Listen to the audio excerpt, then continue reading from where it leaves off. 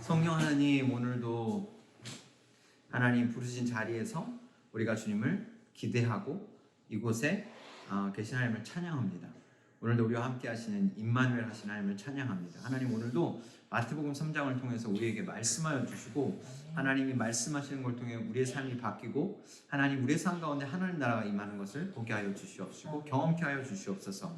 하나님, 오늘 우리가 말씀을 들을 때 우리의 귀와 눈과 마음을 열어주시고 그래서 주님이 우리 가운데 이 시간 말씀하시는 것을 들을 수 있게 하여 주시옵소서.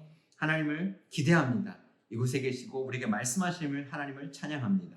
사랑합니다. 주님, 예수님의 이름으로 기도합니다. 아멘. 자, 오늘은 성탄주일입니다. 그리고 내일은 무슨 날이에요?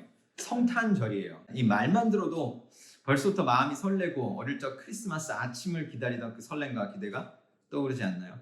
저희 아이들도 오늘 아침에 선물 받는다고 며칠 전부터 기대하고 있었죠. 어젯밤에도 시원이가 시준아 빨리 자야지, 시원아 눈 감아 이렇게 했죠. 빨리 자야지 선물 받을 수 있어, 내일 아침에 일어나서 선물 받자 이러면서 잠들었죠.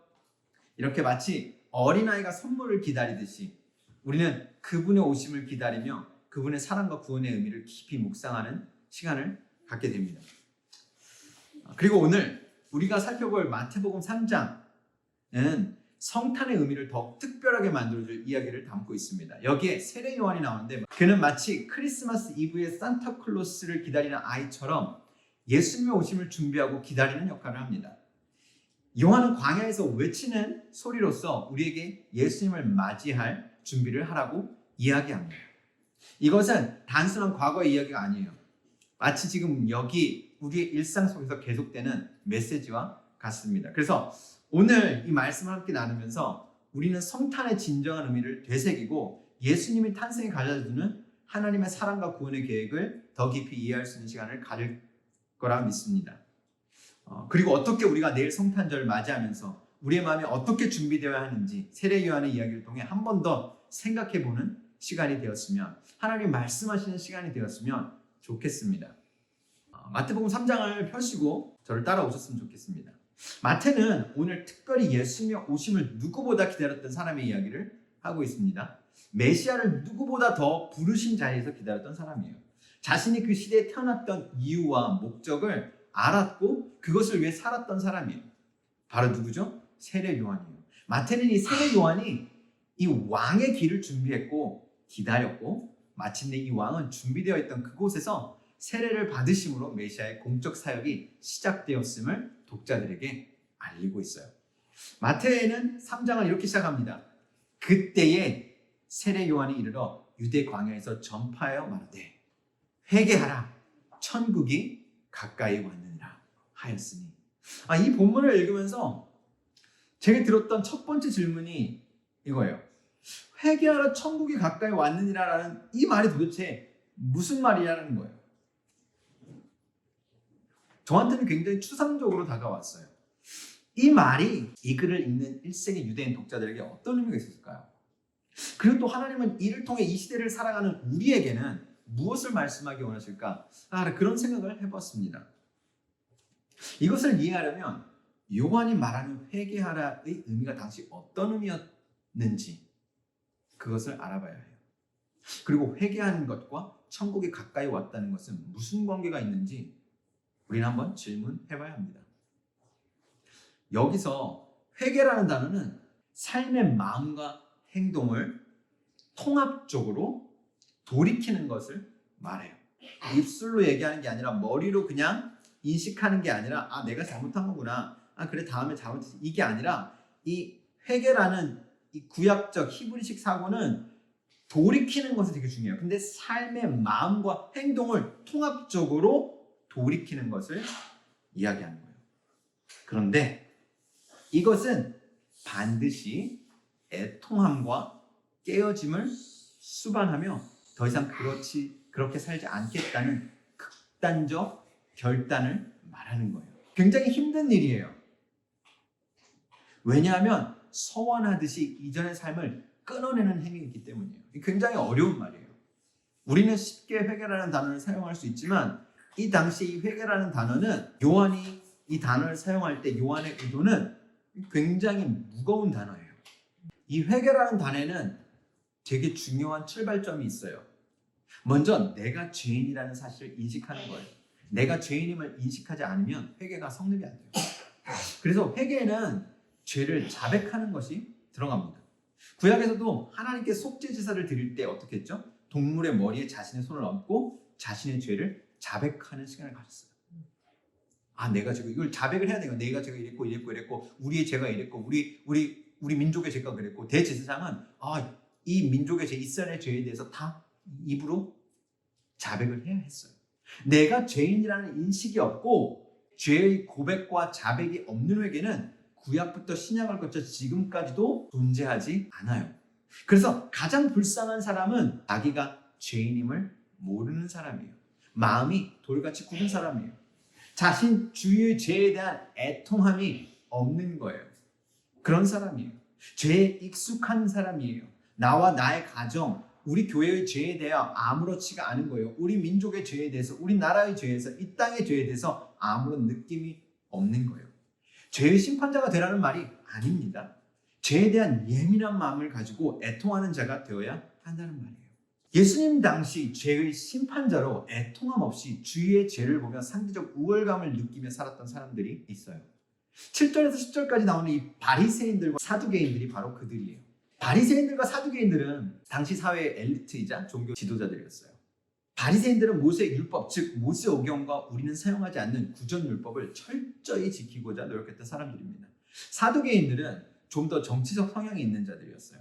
제사장 그룹을 장악했던 사람들이었어요. 일반 대중들은 사실 사두개인들보다는 바리새인들을 훨씬 더 존경했습니다. 분명 신학적으로도 이 두 그룹은 굉장히 달랐어요.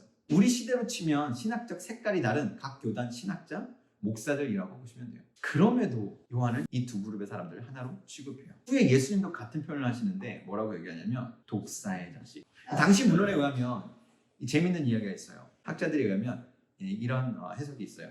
이 지역의 독사는 새끼를 낳으면 그 새끼가 어미를 잡아먹는다는 거예요. 한국말로 하면 호로자식 그런 거겠죠. 그래서 중요한 것은 이 표현은 욕 중에 가장 심한 쌍욕이라고 보시면 돼요.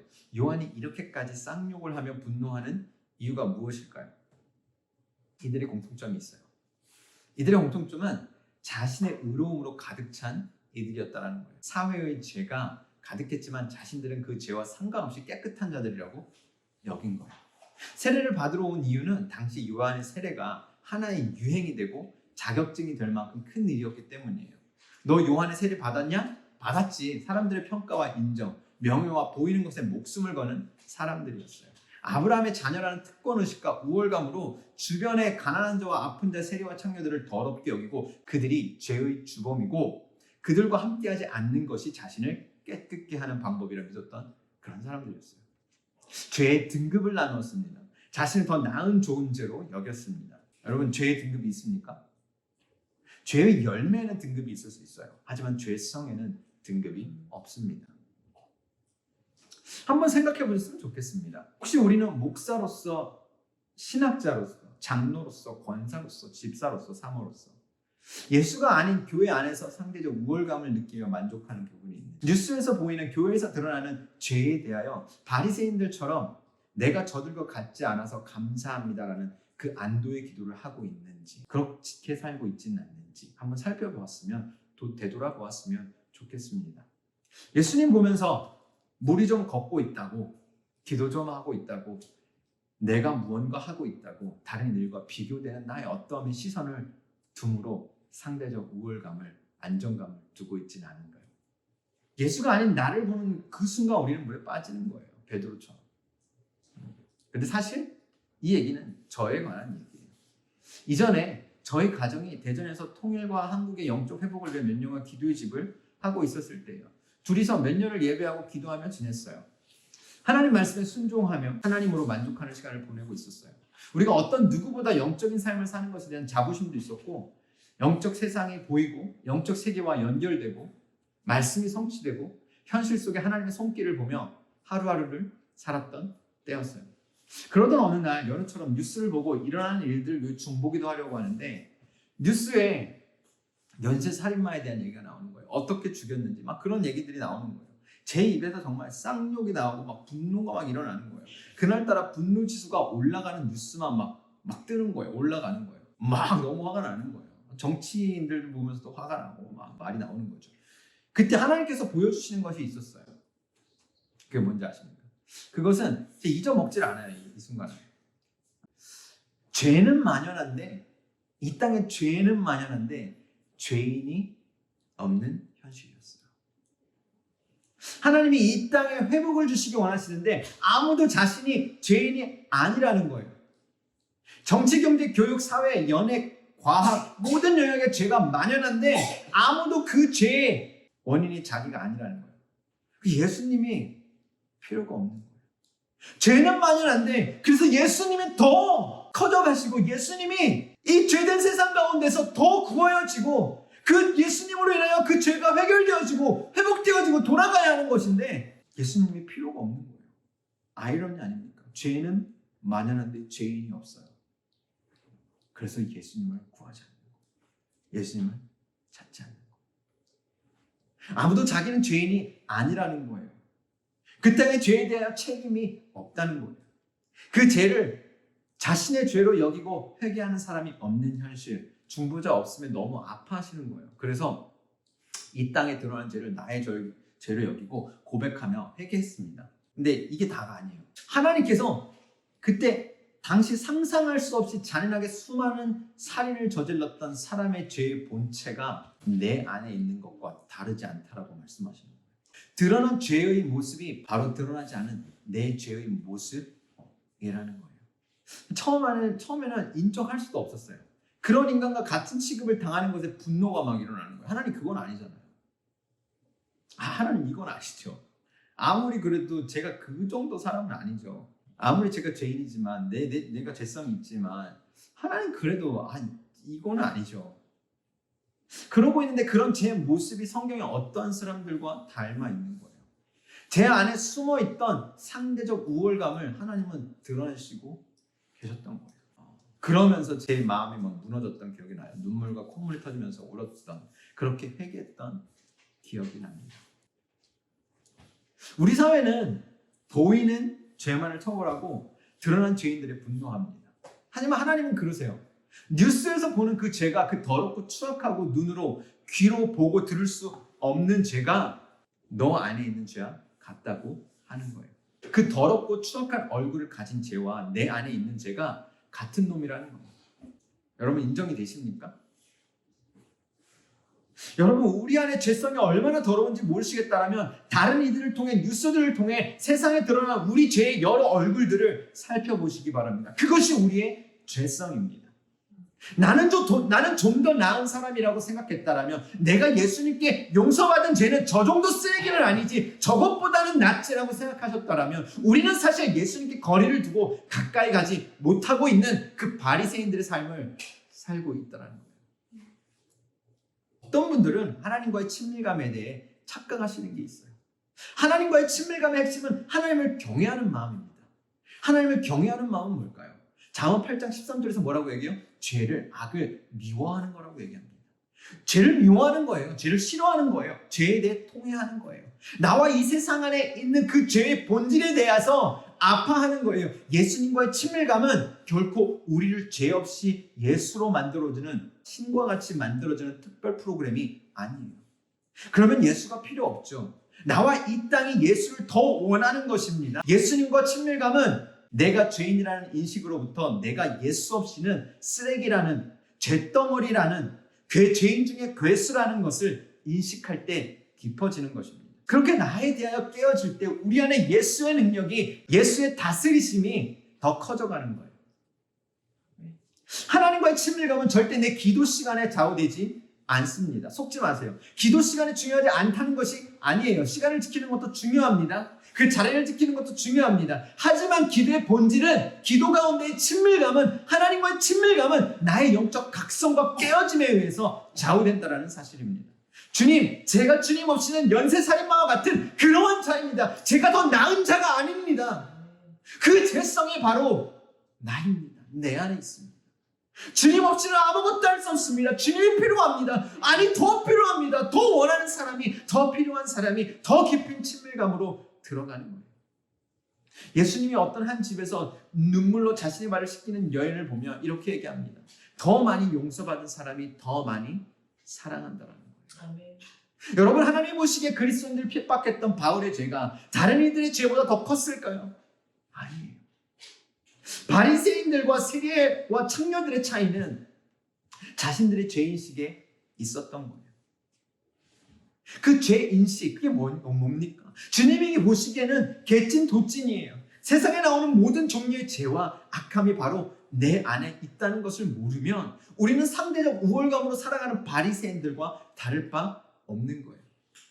여기서 중요한 게 죄인식과 죄책감은 완전히 다른 거예요. 성령은 우리가 본성적으로 죄인임을 끊임없이 깨닫게 하십니다. 그리고 조명하십니다.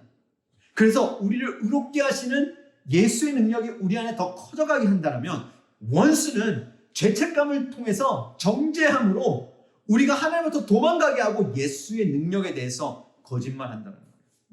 여러분, 우리는 예수를 믿음으로 죄 없는 자처럼 의롭다고 여겨지는 거예요. 바울이 말하는 것처럼 우리 육체의 죄성이 사라지는 게 아니에요. 그래서 우리는 이 땅에 사는 동안 끊임없이 예수가 필요한 거예요. 예수를 원해야 하는 거예요. 그렇게 예수의 영이 성령으로, 예수의 영인 성령으로 우리가 충만할 때 우리 안에 예수를 원하는 마음이 커져가는 것이고, 나 자신의 어떠함을 의지하는 마음과 우리의 죄성에 힘을 잃는 것이에요. 바울이 얘기한 것처럼 우리는 매일 예수와 함께 죽어야 하는 것이고 예수로 살아가야 하는 거예요. 이것이 하나님과의 관계이고 친밀감입니다. 내일이 성탄절입니다. 여러분은 예수를 왜 원하십니까? 여러분의 원함은 세리와 창기와 우리들의 그 원함은 세리와 창기와 병자들이 예수를 원했던 그 원하심입니까? 그 원함입니까? 아니면 트렌드에 휩싸여 액세서리와 자판기로 전락한 예수를 찾았던, 그렇게 이 세례 요한을 찾아왔던 바리새인들과 사두개인의 원함입니까? 예수님의 오심을 누구보다 더 원했던 세리와 창기와 병자들의 그 간절함과 원하심이 오늘 우리 안에 일어나기를 간절히 기도합니다. 아멘.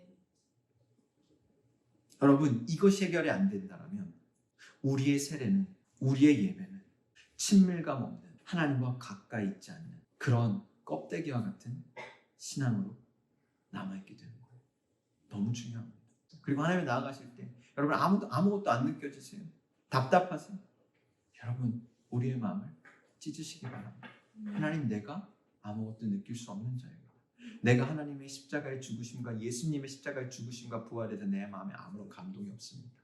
내일 성탄절인데 예수님이 오셨다고 하는데 하나님, 제 안에 별로 큰 감동이 없습니다. 하나님 도와주세요.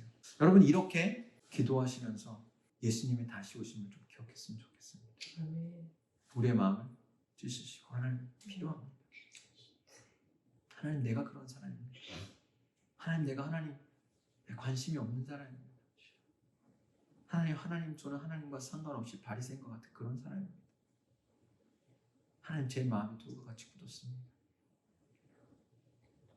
하나님, 저를 긍휼히 여겨주세요. 하나님, 저를 불쌍히 여겨주세요. 제 마음에 오셔주세요. 그렇게 기도하는 시간을 가졌으면 좋겠습니다. 아멘. 다음으로 지금까지 말한 이 회개와 하늘나라가 가까이 왔다는 사실의 관계는 굉장히 중요합니다. 이 관계는 인과관계입니다. 즉 우리가 회개해야 하는 이유가 있다라는 거예요. 여기서 말하는 천국은 도대체 무엇인가요? 사실 원어로는 하늘의 왕국이라고 쓰여 있어요. 우리가 천국이라 말하면 이 세상에서 죽은 다음에 가는 저 세상 나라라고 생각을 해요. 그런데 그거 아세요?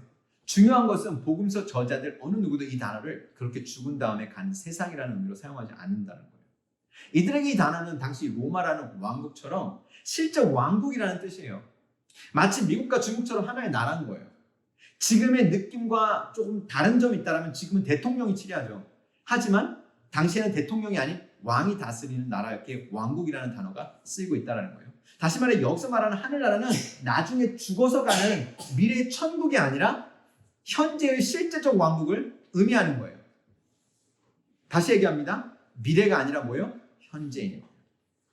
그리고 또 하나 흥미로운 사실은 다른 복음서 저자들 마가, 누가, 요한 이 사람들은 하나님의 왕국이라는 표현을 하나님의 왕국, 하늘이 아니라 하나님의 왕국이라는 표현을 쓰지만 유독 마태만 어떻게 표현하냐면 하늘의 왕국, 그러니까 하나님 나라가 아니라 하늘나라라는 표현을 사용을 해요. 즉 마태는 하늘과 땅이라는 이분법적 관점을 가지고 마태복음을 쓰고 있다는 것을 기억해야 합니다. 눈에 보이지 않는 하늘과 땅에 보이는 땅, 눈에 보이는 모든 것이 눈에 보이지 않는 하나님의 권세 아래 있다는 것을 말하는 거예요.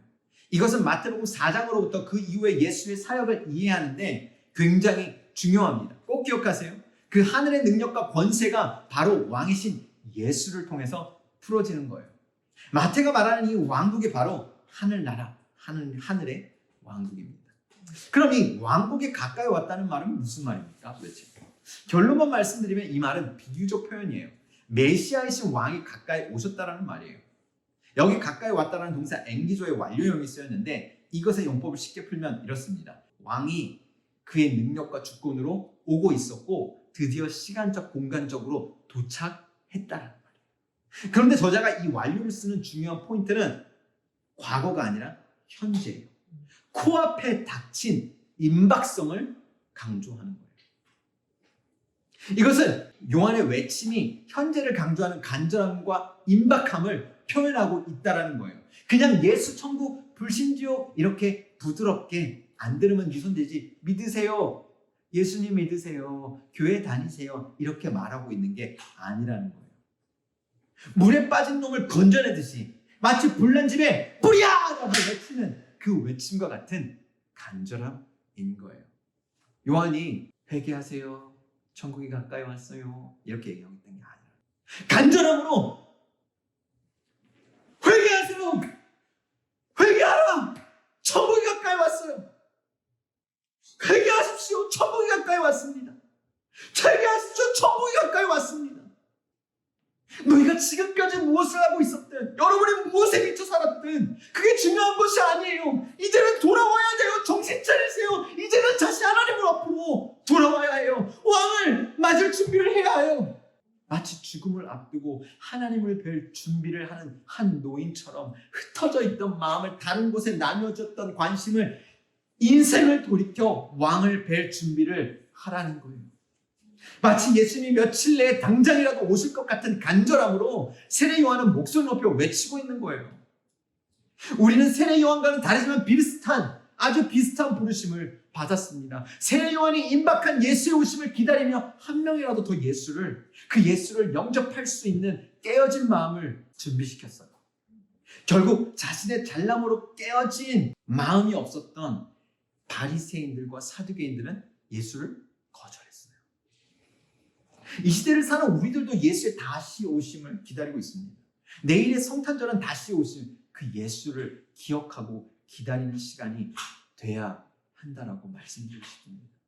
오늘 우리는 2000년 전 예수님이 오심을 기억함으로 예수님이 반드시 다시 오신다는 사실을 기억해야 합니다. 안 오실 것 같죠? 안 오실 것 같죠? 오실 것 같다는 느낌 별로 안 들죠? 여러분 배가 고프지 않으면 어때요? 하루를 굶었어요? 이틀을 굶었어요? 근데 배가 안 고파요. 몸에 문제가 있는 거예요. 영적 진단도 비슷합니다. 예수님이 오실 것에 대한 기대함이 없어요. 예수님이 안 오실 것 같아요. 예수님과 상관없이 살고 있다라면, 내일이 성탄절인데 아무런 느낌이 없다라면 우리 안에 영적 문제가 있는 거예요. 영적으로 우리는 병들은 것일 수 있어요. 여러분, 그렇게 병들은 사람들에게, 아무런 인식과 느낌이 없는 그 사람들에게 요한이 얘기하는 거예요. 이전까지는 어떻게 살았는지 모르겠지만 여러분 정신 차리세요. 아무것도 느끼지 못하는 그 세대의 사람들 가운데에 예수님이 오실 것처럼 살아가고 있지 않던 그 사람들에게 돌아오라고 얘기하는 거예요. 마음을 찢으라고 얘기하는 거예요. 애통하라고 얘기하는 거예요. 아무것도 느껴지지 않는다라면, 아무런 감각이 없다라면, 그럼에도 불구하고 내게 아무런 문제가 없다라고 그렇게 느껴진다라면 안 된다라는 거예요. 예수님이 곧 오신다라는 거예요. 메시아가 곧 오신다라는 거예요. 마음을 찢으라는 거예요. 마음을 깨뜨리라는 거예요.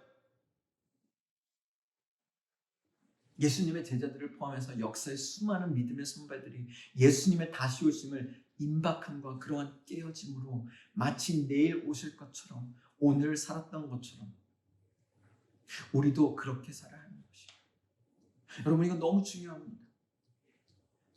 예수님이 오셨다라는 성탄절을 우리는 앞두고 있는데 우리 안에 예수 그리스도 외에 다른 여러 가지 액세서리와 본질인 예수 그리스도의 다시 오심과 다시 오심이 우리 안에서 회복되지 않는다면, 그것에 대한 기대가 우리 안에서 회복되지 않는다면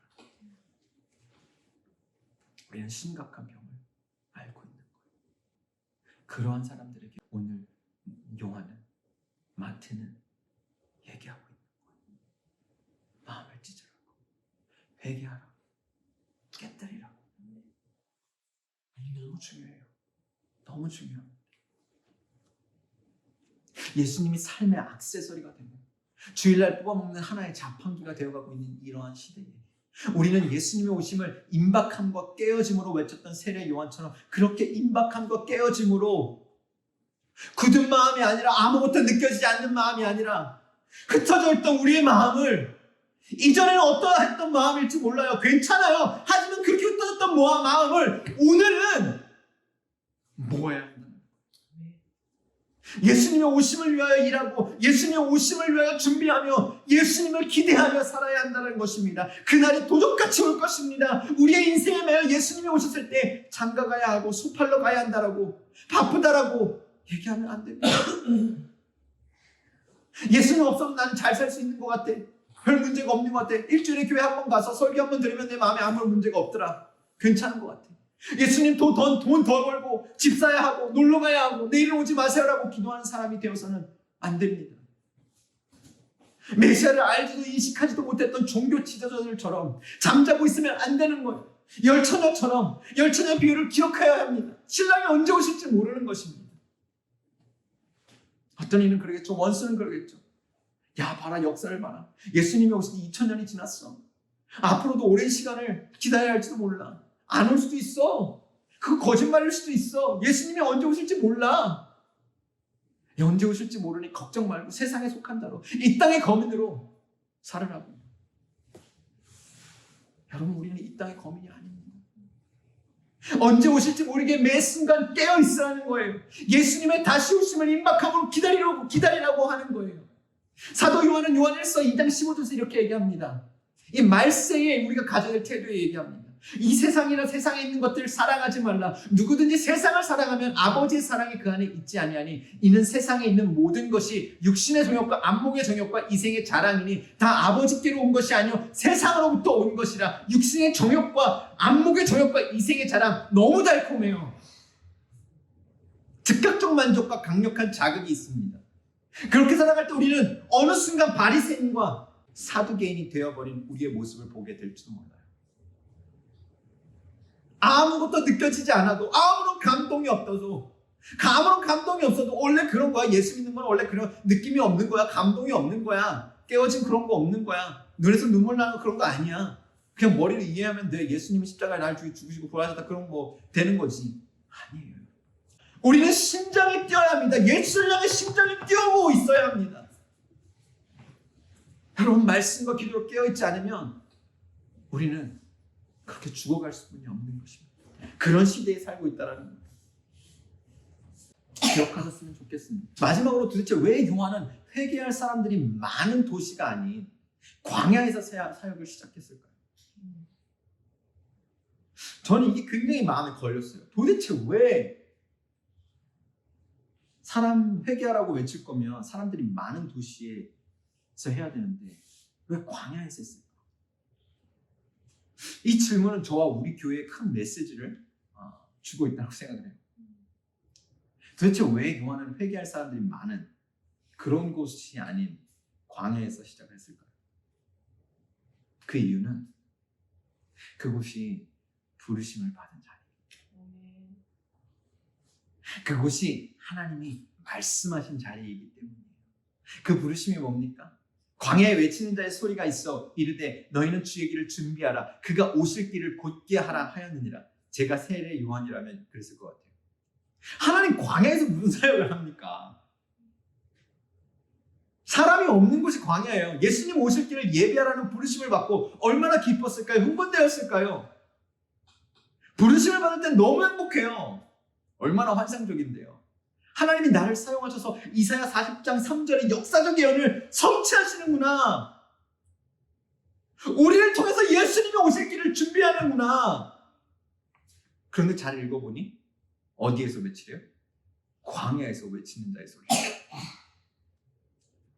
광야에 사람이 있습니까? 동물도 광야에 별로 없어요. 여러분, 광야는 사람 사는 곳이 아닙니다. 사람들이 모이는 곳이 아닙니다. 사역을 하려면 예루살렘으로 가야 합니다. 온 유대 도시로 가야 하는 거예요. 그런데 하나님은 요한을 아무도 없는 광야에서 외치는 자의 소리가 되라고 합니까? 아니, 광야에서 소리를 외친다고 뭐가 됩니까? 뭐가 변합니까? 아무도 없는 저희 아내와 우리 아이들 놓고 이렇게 설교하는 것이 뭐가 일어납니까? 그러면 이 프리스코가 변합니까? 그 질문할 수 있는 거예요.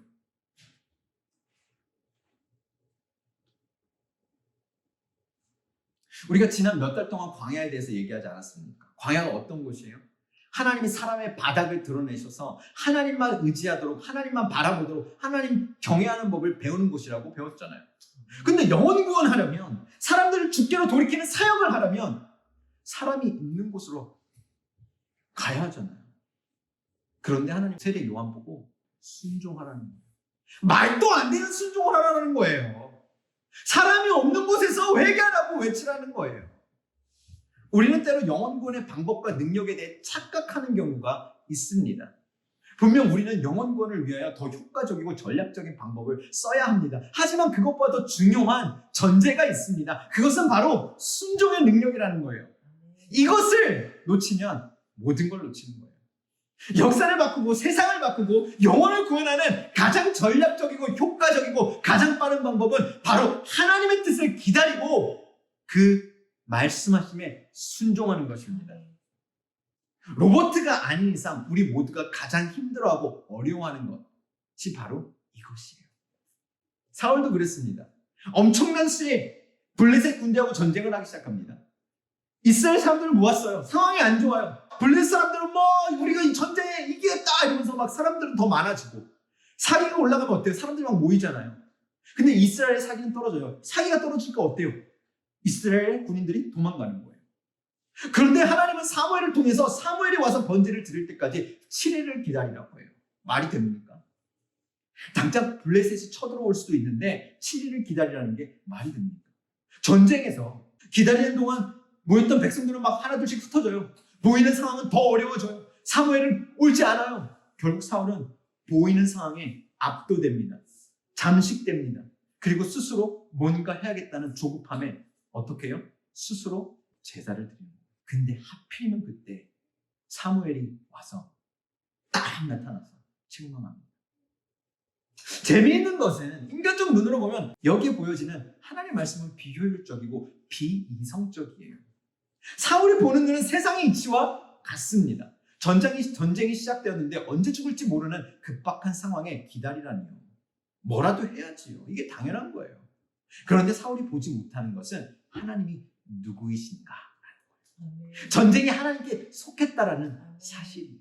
사울은 다윗처럼 광야에서 하나님과 함께 했던, 그래서 하나님이 누구이신지 알지 못했습니다.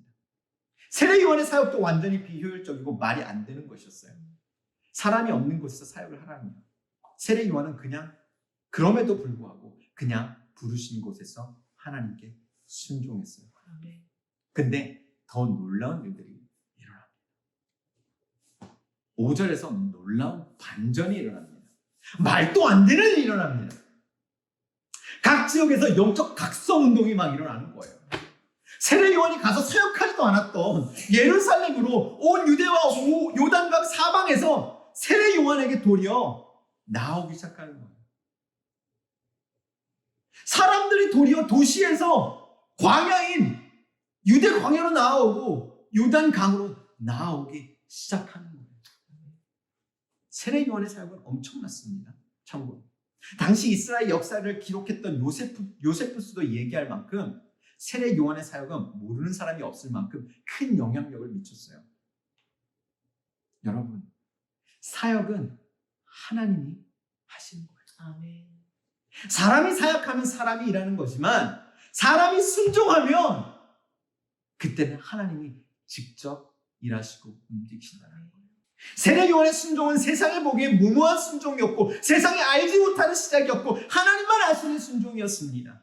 그의 나이와 능력과 가진 것을 의지하는 순종이 아니었습니다. 여러분 나이가 어떻습니까? 여러분 어리십니까? 여러분 나이가 많으십니까? 여러분 능력이 있으십니까? 능력이 없으십니까? 여러분 무엇을 가지고 계십니까? 그것을 의지하는 순종이 아니었다라는 거예요. 그것이 세상을 바꾼다라고 믿지 않았다라는 거예요. 세례 요한의 순종은 오직 부르신 분을 위한 순종이었습니다. 하나님은 그 순종을 통해 직접 일하시기 시작한 것입니다. 아무도 없던 광야의 한 사람의 순종 때문에 하나님은 예루살렘을 뒤집으셨습니다. 온 유대를 뒤집으셨습니다. 요단강 사방 지역을 뒤집으셨던 거예요. 여러분, 우리 하나님은 오늘도 살아계신 하나님이십니다. 믿으시기 바랍니다. 여러분, 보이지 않아도 원수가 무슨 소리를 해도 여러분 하나님을 신뢰하시기 바랍니다. 지금까지 살면서 하나님이 저와 저희 가정에 가르치신 것이 있는데 그건 바로 하나님을 경외하는 마음, 순종하는 법이에요. 눈에 보이는 상황에 휘둘리지 말고 하나님이 하나님 되심을 매 순간 인정하라는 거예요. 주님 앞에 기도하며 예배하며 말씀하실 때까지 기다리라는 거예요. 말씀하실 때까지 기다리라는 거예요. 여러분, 우리는 말씀하실 때까지 기도의 자리에 머물러 있어야 합니다.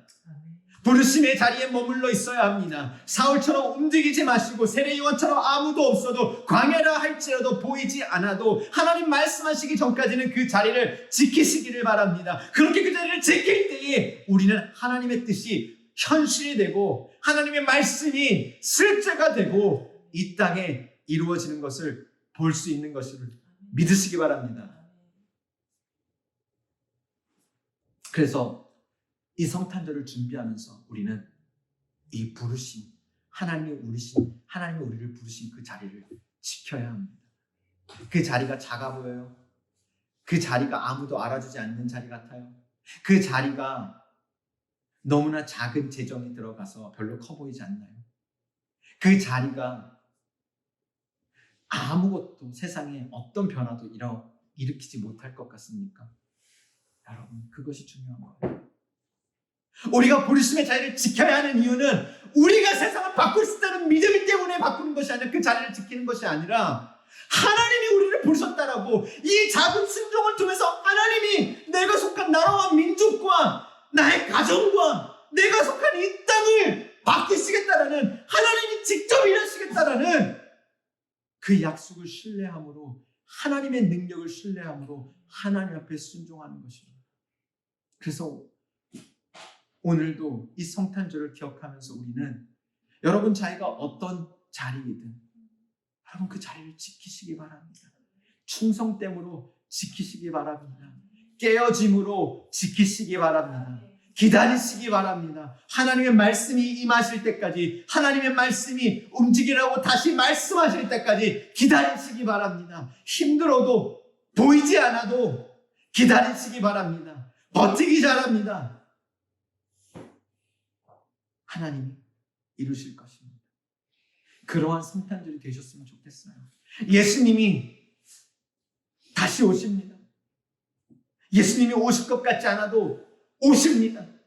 예수님의 오심을 그 자리에서 매일매일 기다리시기 바랍니다. 좀 같이 기도했으면 좋겠습니다. 여러분, 예수님의 다시 오심을 기억하셨으면 좋겠습니다. 혹시 우리의 마음 가운데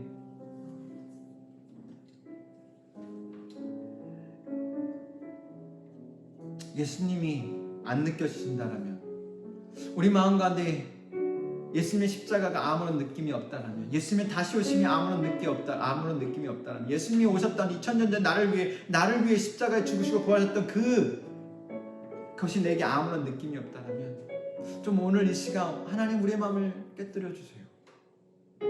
하나님 내 안에 아무런 느낌이 없습니다. 하나님 내 마음을 회복시켜 주세요. 하나님 내가 돌이키기 원합니다. 내 마음이 돌이켜지기 원합니다. 다시 한번 나의 심장이 예수님을 처음 만났었던 그때처럼 하나님 내가 하나님을 향하여 뛰기 원합니다. 주님을 위해 살겠다고 고백했던 그 고백처럼 다시 한번 내가 주님 앞에 돌아가기 원합니다. 그게 회개예요. 오늘 우리 세례 요한은 우리에게 돌아오라고 얘기합니다. 다시 오실 예수님을 기다리면서 우리의 심장이 예수를 향하여 다시 오실 예수를 향하여 다시 뛰기 원한다라고 얘기합니다. 그 앞으로 나오라고 얘기합니다. 그리고 그 예수를 기다리며 그 자리를 지키라고 얘기합니다. 예수님은 반드시 다시 오십니다. 예수님은 반드시 다시 오십니다. 여러분, 이 세상을 사랑하는 마음을 다시 한번 내려놓고 다시 한번 하나님 이제 내가 주를 위해 살겠습니다 고백하며 다시 이 세상에서 돌아서서 하나님을 향해 앞에 섭시다. 여러분이 이전에 몇 번 넘어졌던 그건 중요하지 않아요. 하지만 오늘 이 시간 하나님 우리에게 말씀하십니다. 하나님 다시 한번 내가 결정합니다. 하나님 내가 예수님이 내시 오실 것처럼 내일 오실 것처럼 살아가기 원합니다. 다시 한번 그렇게 살아가기 원합니다.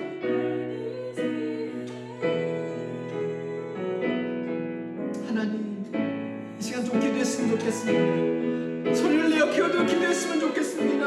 하나님 내 마음을 깨뜨리시옵소서. 하나님 내 마음을 다시 한번 회복시켜 주시옵소서. 하나님 나를 불쌍히 여겨 주시옵소서. 하나님 나를 긍휼히 여겨 주시옵소서. 하나님의 살아계심이 다시금 경험되게 하여 주시옵소서. 하나님의 살아계심이 다시 한번, 하나님의 실제가 다시 한번, 하나님 구원의 감격이 다시 한번 내 영혼을 세워주세요.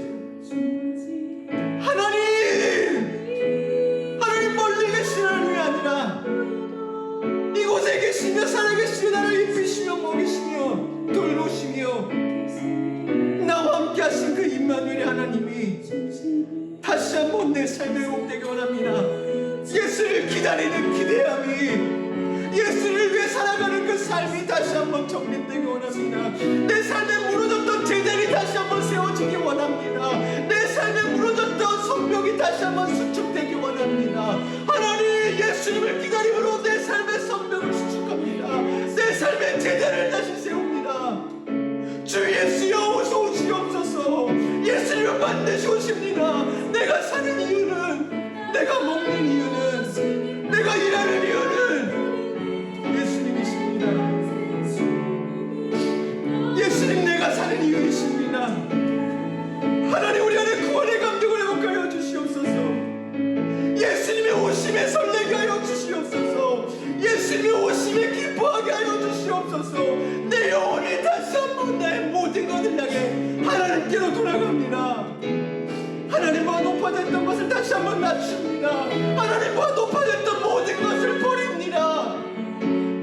하나님보다 사랑했던 그 모든 것들을 내려놓습니다. 하나님 내가 주인 삼았던 그 모든 것들을 벗어버리고 뒤돌아서 하나님께 달려갑니다. 하나님 다시 한번 우리를 회복시켜 주시옵소서. 다시 한번 우리 안에 하나님 구원의 기쁨과 하나님 첫사랑의 기쁨이, 하나님 이 성탄절 하나님 왕의 오심을 기억하며 다시 오실 예수님을 기억하며 하나님 회복되기 원합니다.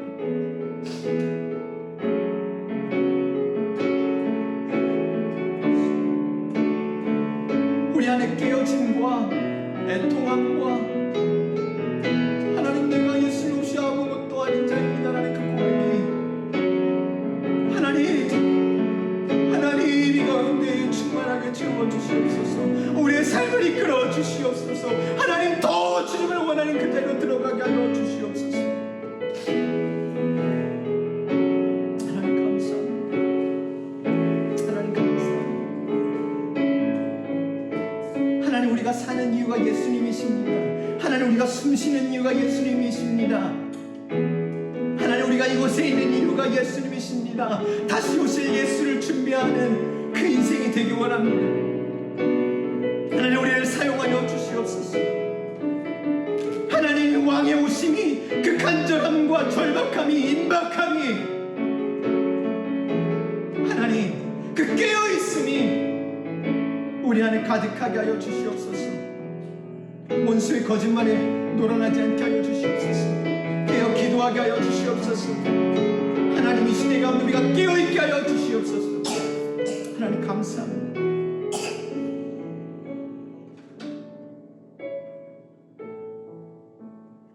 혹시 예수님을 모르시는 분이 있다면, 그래서 같이 예수님을 알고 싶으신 분이 있다면 예수님 그분을 주인으로 우리 구원자로 고백하기 원하십니까? 그렇다면 저와 함께 기도했으면 좋겠습니다. 저를 따라해서 같이 기도했으면 좋겠습니다. 예수님, 내가 죄인입니다. 나를 긍휼히 여기시고 불쌍히 여겨 주시옵소서. 내가 죄인 중에 괴수입니다. 하나님, 나를 위해서 예수님께서 십자가에 죽으시고 부활하신 것을 믿습니다. 그리고 다시 오실 예수님을 기대합니다. 예수님 나의 주인이시고 나의 왕이십니다. 하나님 내게 성령으로 세례를 베풀어 주시고 하나님을 더 깊이 알기 원합니다. 예수님 이름으로 기도합니다. 아멘.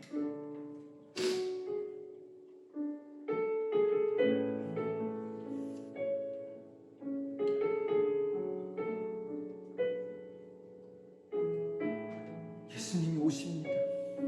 여러분, 예수님이 오십니다. 예수님이 곧 오십니다. 예수님이 오십니다. 반드시 오십니다. 여러분, 예수님을 기다리는 이 임박하고 이 예수님의 기다리심을 간절히 원하는 신앙이 우리 안에 회복되기 원합니다. 하나님 감사합니다. 오늘 우리에게 말씀하셔서 감사합니다. 하나님 이 말씀이 우리 귀에 새겨지게 하여 주시고, 하나님 이 성탄절에 하나님 예수가 하나님 저 시중에 널려있는 자판기가 되지 않게 하여 주시옵시고, 우리의 삶의 하나의 액세서리가 되지 않게 하여 주시옵시고, 하나님 우리 삶의 가장 높으신 분으로 오셔서 우리 삶의 주인이 되어 주시옵소서. 하나님 감사합니다. 사랑합니다. 축도하고 마치겠습니다. 이제는